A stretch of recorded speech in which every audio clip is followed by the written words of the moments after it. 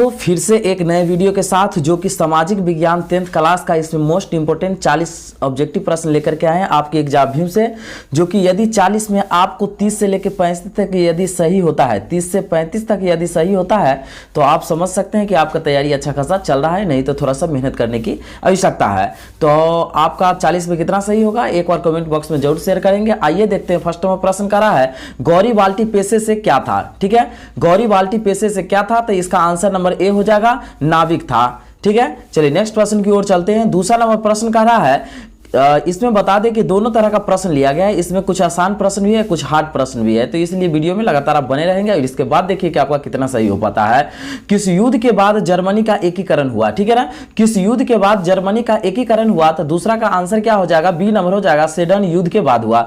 दोस्तों बता दें यदि अभी तक आप प्रत्येक विषय का यदि चैप्टर वाइज ऑब्जेक्टिव नहीं देखे हैं तो प्ले लिस्ट को एक बार जाकर के जरूर चेक करें, क्योंकि प्रत्येक विषय का ऑब्जेक्टिव वाइज ऑब्जेक्टिव बना हुआ है चैप्टर वाइज।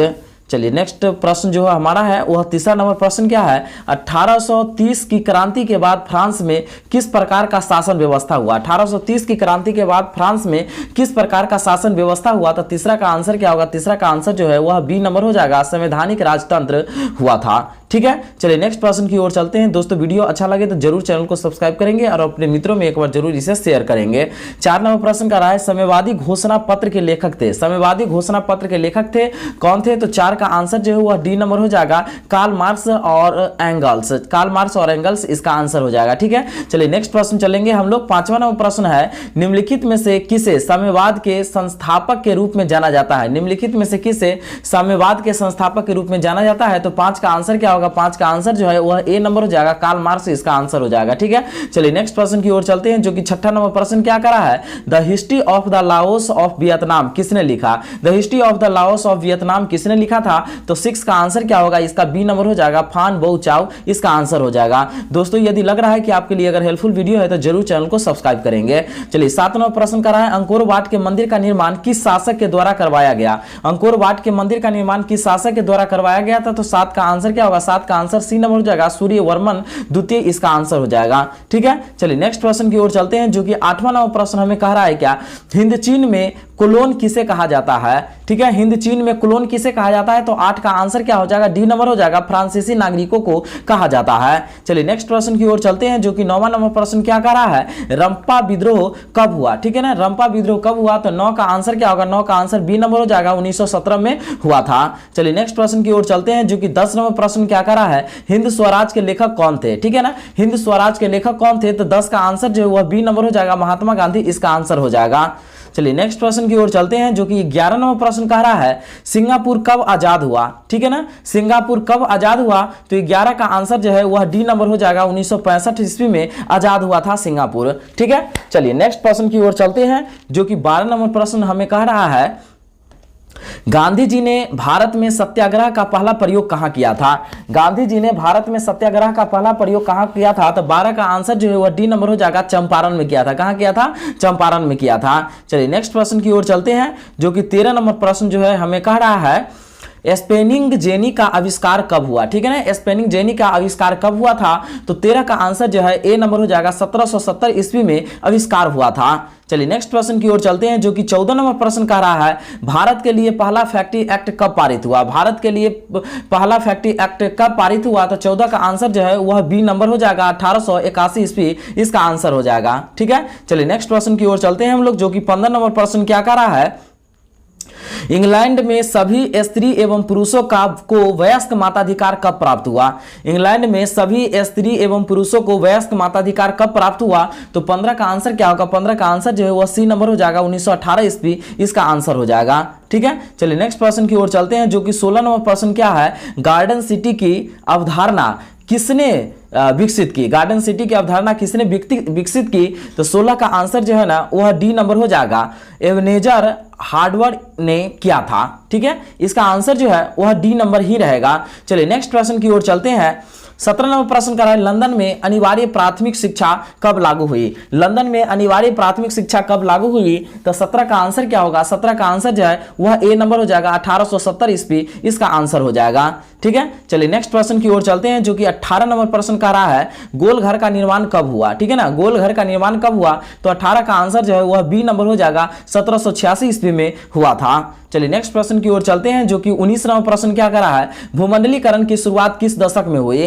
भूमंडलीकरण की शुरुआत किस दशक में हुई, तो 19 का आंसर जो है वह बी नंबर हो जाएगा 1970 के दशक में हुई। किसमें, तो 1970 के दशक में हुई। चलिए नेक्स्ट प्रश्न की ओर चलते हैं जो कि 20 नंबर प्रश्न की ओर हम लोग आगे हैं। ब्रिटेन वुड्स सम्मेलन किस वर्ष हुआ था, तो 20 का आंसर जो है वह डी नंबर हो जाएगा 1944 ईस्वी में। दोस्तों अब 21 से लेकर के और 40 तक आपको पहुंचने में मात्र मेरे साथ 4 से 5 मिनट समय देना पड़ेगा। बाकी चैनल को आप सब्सक्राइब करते चलेंगे क्योंकि 10th क्लास का लगातार अपडेट आपका क्वेश्चन मिलता ही रहेगा।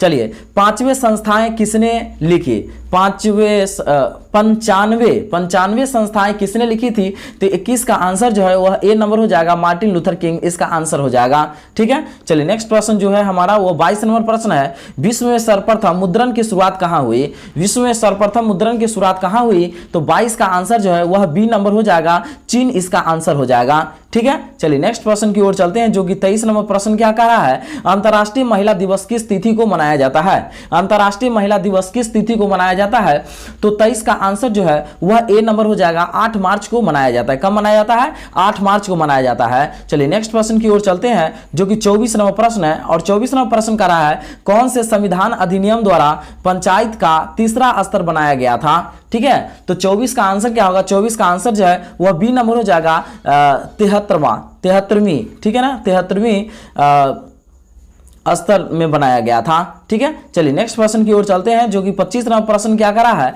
पंचायती राज के त्रिस्तरीय स्वरूप में इनमें से कौन नहीं है, तो 25 का आंसर क्या होगा, 25 का आंसर जो है वह सी नंबर हो जाएगा नगर निगम, इसका आंसर हो जाएगा। ठीक है, चलिए नेक्स्ट प्रश्न की ओर चलते हैं जो कि 26 नंबर प्रश्न क्या कर रहा है भारत में राज्यों की संख्या है। भारत में राज्यों की संख्या है कितना, तो आपको पता है कि अभी जो है वह इसका आंसर नंबर सी हो जाएगा 29 हो जाएगा। चलिए नेक्स्ट प्रश्न की ओर चलते हैं जो कि 27 नंबर प्रश्न क्या है पंचायत समिति का प्रधान कौन होता है। पंचायत समिति का प्रधान कौन होता है, तो 27 का आंसर क्या हो जाएगा ए नंबर हो जाएगा प्रमुख, इसका आंसर हो जाएगा। ठीक है, चलिए नेक्स्ट प्रश्न की ओर चलते हैं जो कि 28 नंबर प्रश्न क्या करा जनता दल यूनाइटेड का गठन कब हुआ। जनता दल यूनाइटेड का गठन कब हुआ था, तो 28 का आंसर क्या हो जाएगा बी नंबर हो जाएगा 1990 में हुआ था। ठीक है, सॉरी 1999 में हुआ था। ठीक है, चलिए नेक्स्ट प्रश्न की ओर चलते हैं। 29 नंबर प्रश्न क्या कर रहा है किस देश में बहुदलीय व्यवस्था नहीं है। किस देश में बहुदलीय व्यवस्था नहीं है, तो 29 का आंसर क्या होगा, 29 का आंसर सी नंबर हो जाएगा ब्रिटेन, इसका आंसर हो जाएगा। क्या हो जाएगा, ब्रिटेन, इसका आंसर हो जाएगा। बाकी चलिए नेक्स्ट प्रश्न की ओर चलते हैं जो कि 30 नंबर प्रश्न क्या कर रहा है किसके नेतृत्व में 1917 में जनता पार्टी की सरकार का गठन हुआ था। किसके नेतृत्व में 1977 में जनता पार्टी की सरकार का गठन हुआ था। 30 का आंसर क्या होगा, 30 का आंसर जो है वह डी नंबर हो जाएगा मोरारजी देसाई, इसका आंसर हो जाएगा। ठीक है, चलिए नेक्स्ट प्रश्न की ओर चलते हैं जो कि 31 नंबर प्रश्न जो हमें कह रहा है कि भारत में राष्ट्रीय दलों की संख्या है। भारत में राष्ट्रीय दलों की संख्या कितना है, तो 31 का आंसर सी नंबर हो जाएगा, इसका आंसर 6 हो जाएगा। ठीक है, चलिए नेक्स्ट प्रश्न की ओर चलते हैं हम लोग जो कि 32 नंबर प्रश्न देखिए क्या कर रहा है 2019 के लोकसभा चुनाव में किस दल को स्पष्ट बहुमत मिला, तो 32 का आंसर क्या होगा, 32 का आंसर जो है वह बी नंबर हो जाएगा भारतीय जनता पार्टी को मिला था बहुमत। चलिए नेक्स्ट प्रश्न की ओर चलते हैं जो कि 33 नंबर, और देखिए 33 नंबर प्रश्न हमें क्या कह रहा है चिपको आंदोलन किस उद्देश्य से चलाया गया। ठीक है, चिपको आंदोलन किस उद्देश्य से चलाया गया, तो 33 का आंसर जो है 33 का आंसर सी नंबर हो जाएगा। ठीक है, पर्यावरण की सुरक्षा के उद्देश्य से चलाया गया था।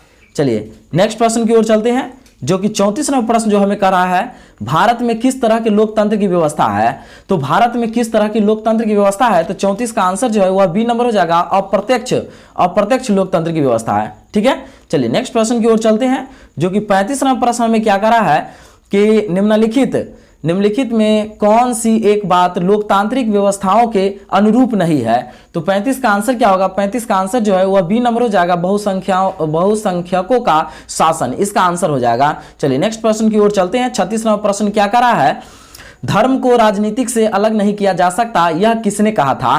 ठीक है, धर्म को राजनीति से अलग नहीं किया जा सकता, यह किसने कहा था? तो 36 का आंसर जो है यह ए नंबर हो जाएगा, महात्मा गांधी ने इस बात को कहा था। चलिए नेक्स्ट प्रश्न की ओर चलते हैं, जो कि 37 नंबर प्रश्न का रहा है, लोकतंत्र के सामने सबसे बड़ी चुनौती क्या है? लोकतंत्र के सामने सबसे बड़ी चुनौती क्या है? तो 37 का आंसर जो है वह डी नंबर हो जाएगा, लोकतंत्र को सशक्त बनाना सबसे बड़ी चुनौती है। चलिए नेक्स्ट प्रश्न की ओर चलते हैं।